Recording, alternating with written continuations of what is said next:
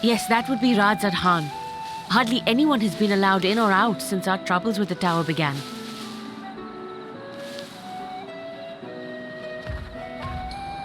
The faithful citizens huddle inside the city walls, and commerce has all but ground to a standstill. I pity the satrap, the trials he must be facing.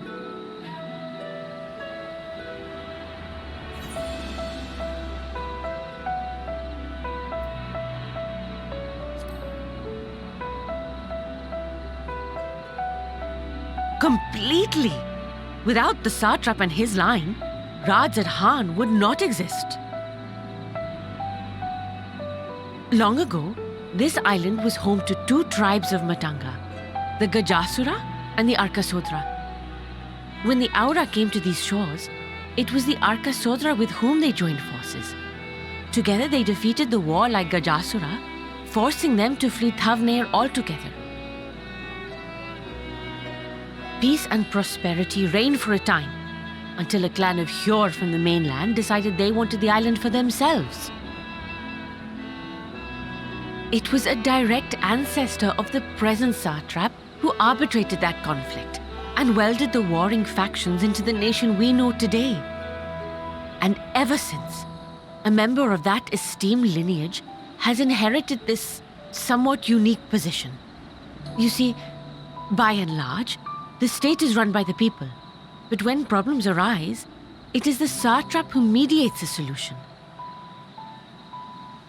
The stability provided by the satrap is what has allowed Radzad Khan to thrive all these years. And it was the satrap himself who entrusted us with this duty. We will not fail him, nor our countrymen.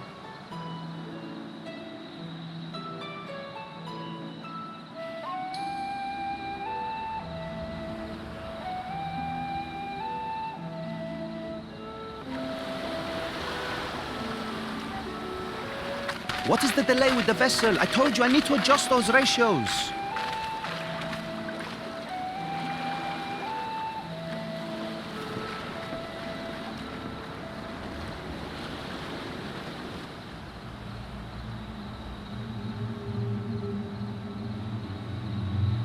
I come all this way to admire one of my splendid towers, and what do I find? Fools attempting to ward off its tempering influence with magic trinkets. I seem to recall a similar experiment in ages past. What was that man's name? Oh, something. Owe? Another body, another time. Who could be expected to remember every trivial detail? Allowing them to construct such handy talismans would be counterproductive to my plans. And yet, I find myself deathly curious. How will they manage this feat with the limited knowledge and resources at their disposal? Complications be damned.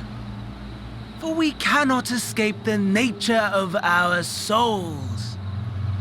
And I, as ever, am my own worst enemy.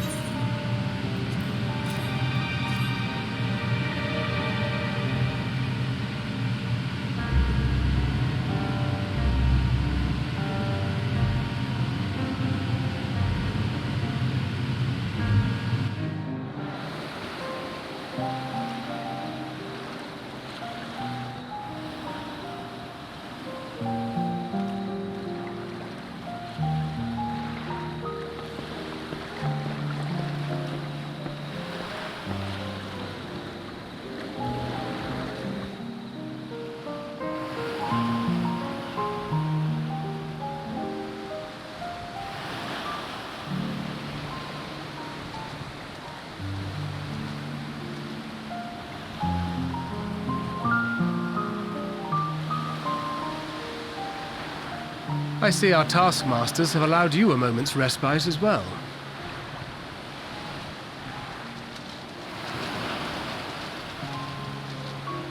You have to hand it to these alchemists. They are determined to see this endeavor of theirs succeed. I've never been one for blind optimism, but I sincerely get the sense they're close to a breakthrough. They had better be, or all this effort was for naught. The peoples of Eorzea, of the Far East, of Thavner, children of this star united in common cause against a dire threat. Yet ere they succumbed to suicidal madness, were not the Telophoroi born of her body as were we? They who cling to life and the promise of the morrow's dawn, against they who desire death and an ending of their own orchestration. The victors of this war alone will hold the right to answer the question of existence, of its meaning, and its worth. Poetic and ominous to a fault. That said, if it's an existential debate in nature, then our arguments might not be as persuasive as you'd think.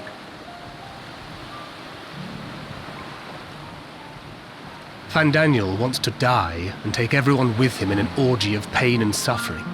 An utterly vile and unforgivable idea. And yet, and spat upon by fate and wailing in the deepest pit of despair, who among us can say they have not entertained similar thoughts? There are nights black as pitch, bereft of hope, and no words of comfort can reach you. and it's all you can do to grit your teeth and choke back the bile. The more you see and suffer life's injustices, the more difficult they become to bear. Vengeance is nurtured in similar soil. Though your anger has a broader focus, the sentiment is much the same. A fervent desire to destroy others, to see them drown in torment, as you have. That about sums it up. The will to endure is not always as strong as the urge to burn it all down and salt the earth. Survival be damned. It's a struggle, often close and brutal. Indeed. Well, I, for one, shall pray survival proveth more appealing in the end. As will I. Besides, our chances are much improved when we've the company of others committed to the cause of life. Our vengeful dragoon here is proof of that.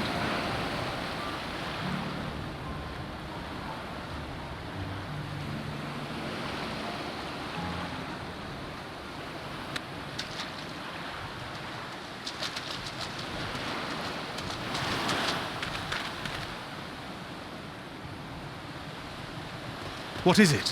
What did you see?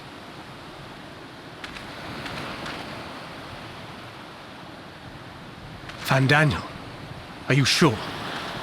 If he knows we've been working on a countermeasure. It holds. The vessel holds! This is the one! At long last!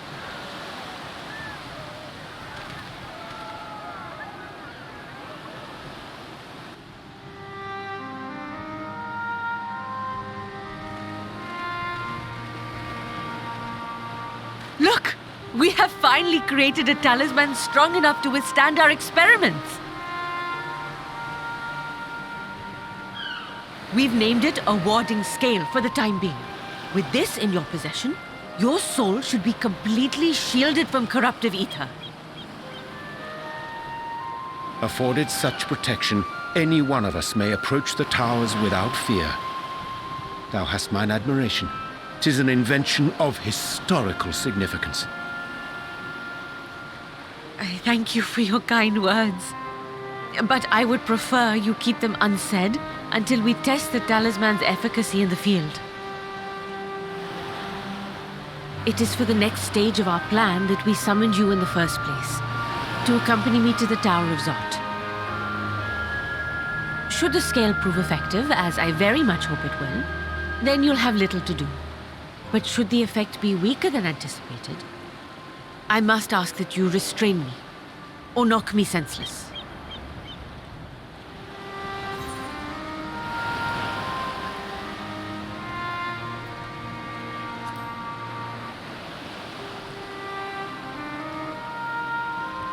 Either way, we are fortunate to have you with us.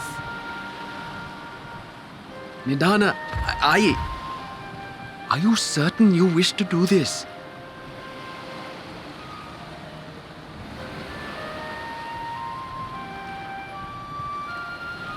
If others are to trust our creations, then we must have faith in them first. And as the senior researcher, it falls to me to lead by example.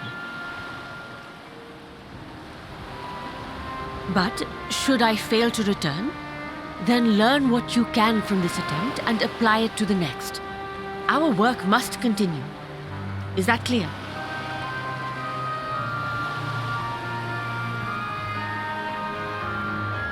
We'll keep an eye on the place while you're away. Assuming Daniel is lurking about, there's no telling what mischief he has in mind for us, or you. Be on your guard.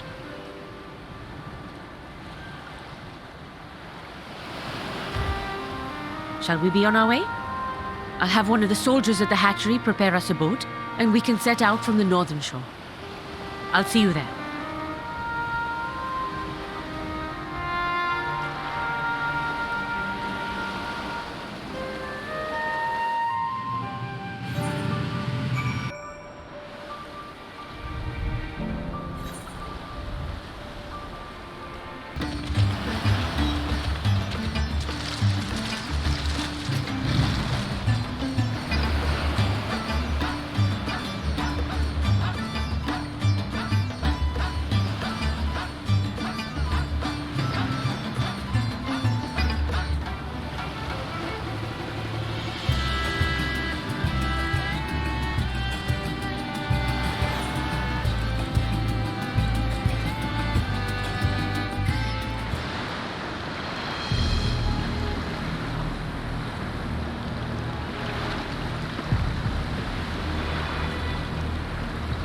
We should soon cross the threshold of the tower's influence.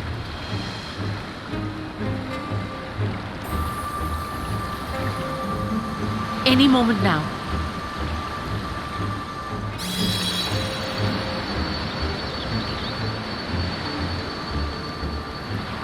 It's working! And you are still yourself? Then I'd like to see how it fares closer to the tower if we could.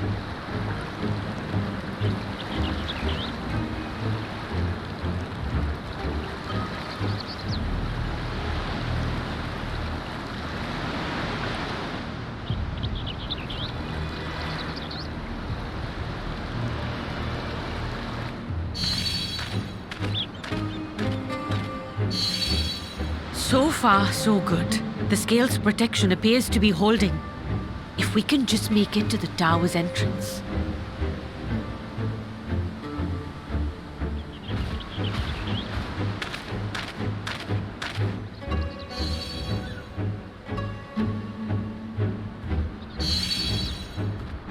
A few more steps.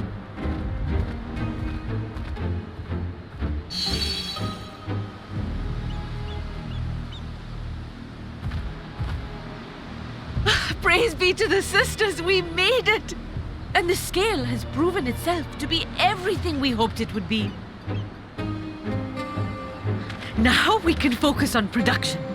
Once we've equipped and returned with an entire survey team, this menace will soon give up its secrets.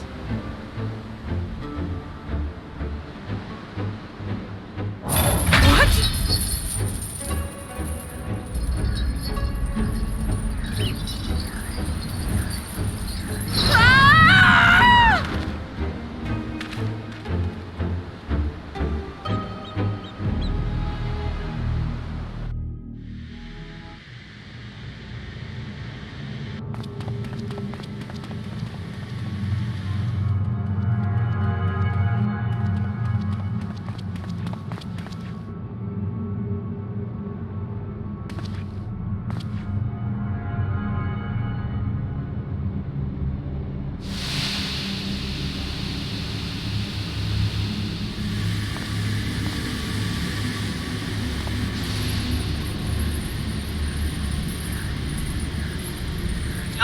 Let me go! Oh, let me go! Oh! Oh, do calm down. You'll only hurt yourself thrashing about like that. Stop! Oh, you can't do this! Please!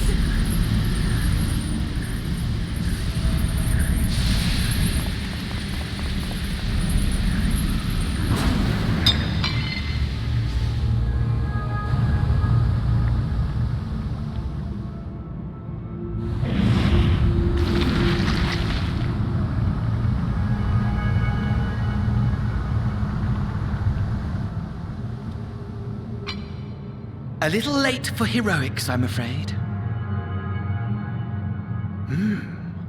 The similarities are striking. My! Such hostility!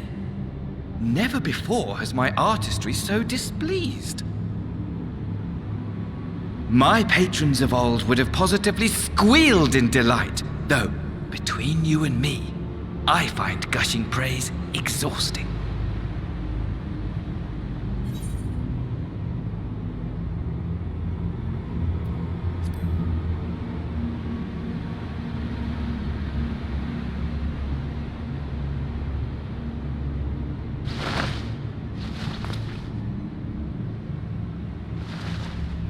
Allow me to tell you a story.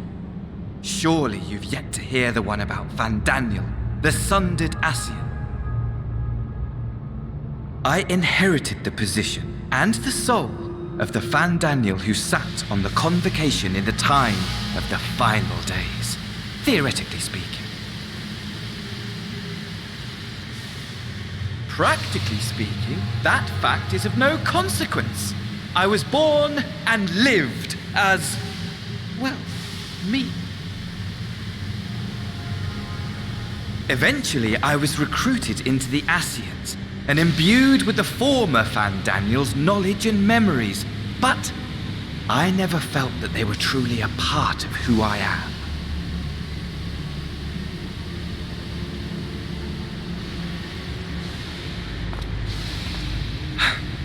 How to explain? Perhaps if I told you who I was before my Ascian embrace, although that chapter too is a past I've long since discarded. I have it on good authority you've poked your nose into an Allagan ruin or two. Yes? Then I expect you've heard of me. The old me.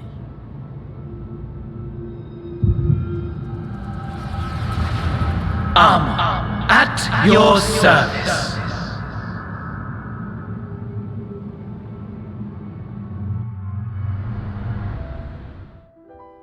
Imagine a nation of unbridled prosperity. Every need met, day after day of unbroken, unshakable peace. Existence fulfilled and ripe for decay. You are a genius without peer, Amon. However do you conceive of such delightful experiments? That fool was beside himself with panic when he awoke with the head of a bull. Even his cries for help emerged as so much guttural lowing. Oh, the memory of it. My poor sides. My friends and I were so consumed by laughter, we struggled to breathe. No more than entertainment for bored wastrels ignorant of its worth. My all-consuming work. But it was not their only indulgence.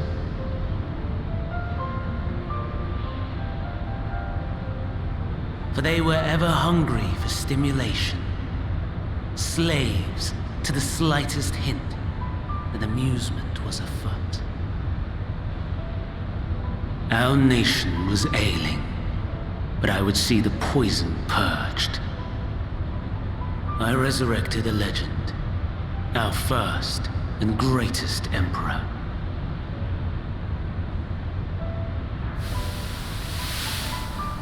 And just as I had planned, he set our wayward empire back on the path of conquest. An inexhaustible ambition carried us onwards, always onwards. Yet, he who delivered to us such glory was not to be satisfied. Heed me, Amon. No matter how vast one's empire, or full one's treasure vault, all is rendered meaningless by death. In the end, all is lost.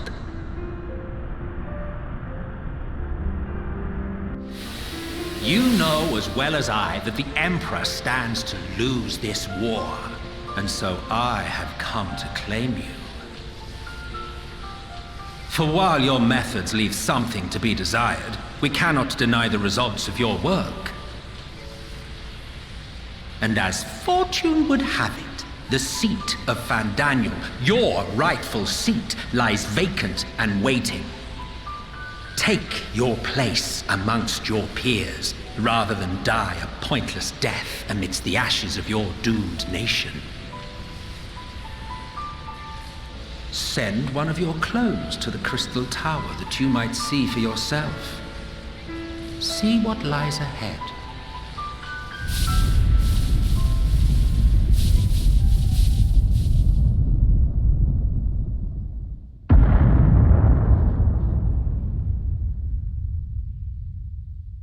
The fall of the Empire affirmed the truth, majestic and tragic, as the Emperor foresaw.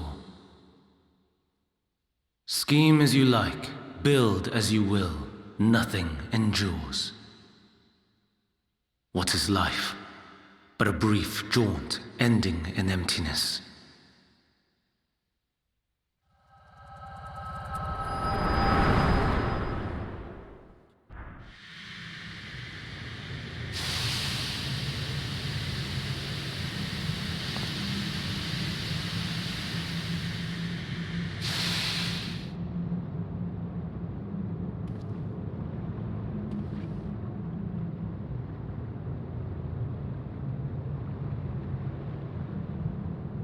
So easily distracted. Why, I almost left without saying farewell. As for your friend, you needn't worry. These pawns are far more useful to me alive as fuel for the primals.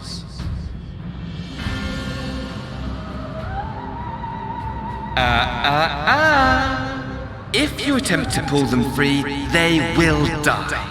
So, enjoy tackling that conundrum with your comrades.